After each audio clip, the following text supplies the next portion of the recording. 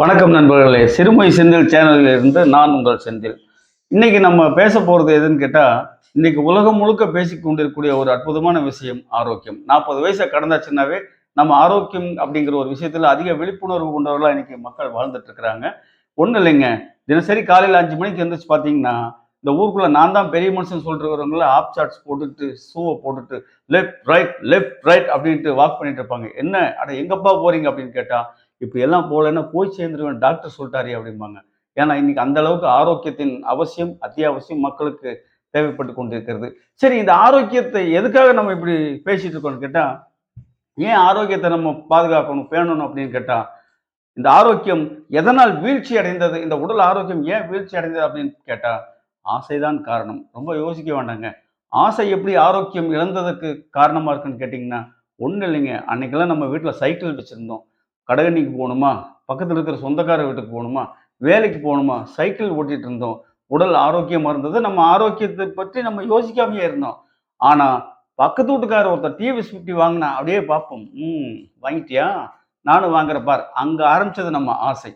அந்த ஆசை தான் நம் ஆரோக்கியத்தை இழப்பதற்கு இன்றைக்கு பல காரணமா அமைஞ்சிச்சு. எப்படி தெரியுங்களா? பக்கத்து வீட்டுக்காரன் டிவிஎஸ் 50 வாங்குனான்னு நாமளும் டிவிஎஸ் 50 வாங்குனோம். ஸோ சைக்கிள் ஓட்டுறத மறந்துட்டோம். ரைட். இப்போ கொஞ்ச நாள் கழிச்சுட்டு பக்கத்து வீட்டுக்காரர் பைக் வாங்குனா, ஆஹா! இவன் பைக் வாங்கிட்டானா, நானும் பைக் வாங்குறேன் பாருன்ட்டு ஆசைப்பட்டுட்டு மொபட்ட வித்துட்டு பைக்க வாங்குனோம்.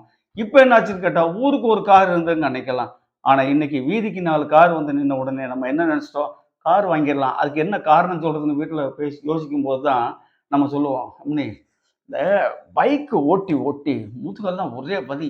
இடுப்பெல்லாம் கழட்டி வச்சிடலாமான்னு இருக்கு. நம்ம ஒரு கார் வாங்கிக்கலாமா? கொஞ்சம் கௌரவமாவும் இருக்கும். கொஞ்சம் சீக்கிரமாவும் போயிடலாம்." அப்படின்னு சொல்லி ஒரு கார் வாங்கிட்டோம். கடனுக்கு இஎம்ஐ போட்டு ஒரு கார வாங்கிருவோங்க. இப்ப என்ன ஆச்சுன்னு கேட்டேன்னா, உடல் உழைப்பு சுத்தமா போயிருச்சு. தொப்பை வந்துருச்சு. உடம்பு நல்லா பல்கா வீங்கிருச்சு. இப்ப போறவங்க வரவங்கலாம் சொல்லுவாங்க, "ஏய் என்னப்பா இப்படி வீங்கி கிடக்குற? உடம்பு போட்டுட்டேன். தொப்பை வேற பெருசா இருக்கு. பார்த்துக்கோ, பிரச்சனையாயிருமையா?" அப்படின்னு ஒரு பயமுறுத்தல் நம்ம குடுத்துட்டு போயிருவாங்க. அப்பதான் நமக்கு அந்த பயமே உருவாகும். ஆஹா! ஏதோ தப்பு நடக்குது. நம்மனால வந்து பழைய ஆரோக்கியத்த இழந்துட்டோம். அந்த கட்டத்த நம்ம தாண்டி வேற ஒரு இடத்துக்கு நம்ம போயிட்டுருக்கிறோம். ஸோ இந்த ஆரோக்கியத்த மெயின்டெயின் பண்ணலன்னா சிரமமாயிரும். அவன் சொன்ன மாரி நடந்துருமோன்னு பயந்துட்டு, இந்த உடம்ப எப்படி குறைக்கிறது அப்படின்னு யோசிச்சுட்டு இருக்கும்போது தான், சரி ஜிம்முக்கு போனா உடம்ப குறைச்சிடலாமா? அப்படின்ட்டு நம்ம ஆளுங்க ஒரு 1000, 2000 கட்டி ஜிம்முக்கு போய் சேர்ந்த உடனே, அந்த ஜிம் ட்ரெய்னர் என்ன பண்ணுவாரு தெரியுங்களா? அந்த ஓடாத ஒரு சைக்கிள் வச்சிருப்பாருங்க. அந்த சைக்கிள ஏறி மிதிங்க 3 மாசத்துல உடம்பு குறைஞ்சிரும்பான். ஸோ சைக்கிள்ல தான் நம்ம ஆரம்பிச்சோம். ஆரோக்கியமா இருந்தோம். திரும்பவும் அந்த ஆரோக்கியத்தை மீட்பதற்காக நம்ம சைக்கிள்ல மிதிக்க வேண்டிய கட்டாயத்துக்கு தள்ளப்பட்டுட்டோங்கிறது தான் உண்மையான விஷயங்க. ஒண்ணும் இல்லைங்க. கார் வாங்குறது ஆடம்பரமாக இருக்கலாம். ஆனால் சைக்கிள் வாங்குறது ஆரோக்கியமா இருக்கலாங்கிறத நீங்க நம்பணும். ஒண்ணும் இல்லைங்க. 1000 அப்படிங்கிறத நம்ம எப்படி எண்களால் எழுதுவோம்னு கேட்டா, 1 போட்டு 3 சைபர் போடுவோம். 1, 3 சைபர். அந்த 1ங்கிறது உங்களுடைய உடல் ஆரோக்கியம். பக்கத்துல முதல் சைபர் உங்களுடைய குடும்பம்.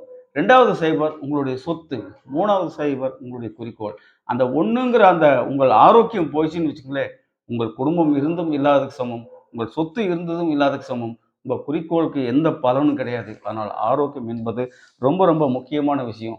பழங்கள் எப்படி முக்கனின்னு சொல்றோம். மா, பலா, வாழைன்னு சொல்ற மாரி, இந்த உடம்புக்குள்ளேயும் 5 ராஜ உறுப்புக்கள் இருக்குங்கிறத மறந்துறாதீங்க. அது என்ன ராஜ உறுப்புகள்னு கேட்குறீங்களா? இயற்கை நமக்கு அளித்த கொடை. இந்த உடலுக்குள் 5 ஆர்கன், 5 ராஜ உறுப்புகள் என்னன்னு கேட்டீங்கன்னா, நுரையீரல், கல்லீரல், மண்ணீரல், இதயம், சிறுநீரகம், கிட்னி. இந்த 5ம் தான் நம்ம ராஜ உறுப்புகள். இயற்கை நமக்கு வழங்கிய பெரிய கொடை. இதுல எது ஒண்ணு பாதிச்சாலும் நம்ம ஆரோக்கியம் டோட்டலா கெட்டு போயிரும். ஆனால் இந்த உடல் உறுப்புகளை பாதுகாக்கணும்னா, முறையான உணவு பழக்கம் நமக்கு அத்தியாவசியம். உடற்பயிற்சி கொஞ்சம் அத்தியாவசியம். ஆனால் அந்த உடற்பயிற்சிங்கிறது எப்போன்னு கேட்டா, நமக்கு 40 வயசு கடந்ததுக்கு அப்புறம் தான் அந்த ஞானோதயம் வருது.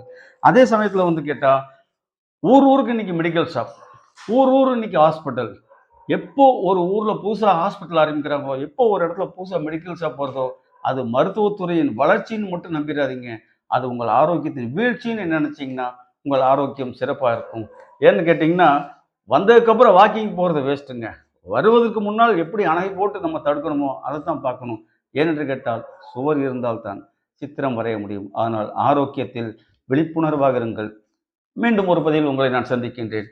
நன்றி. வணக்கம்.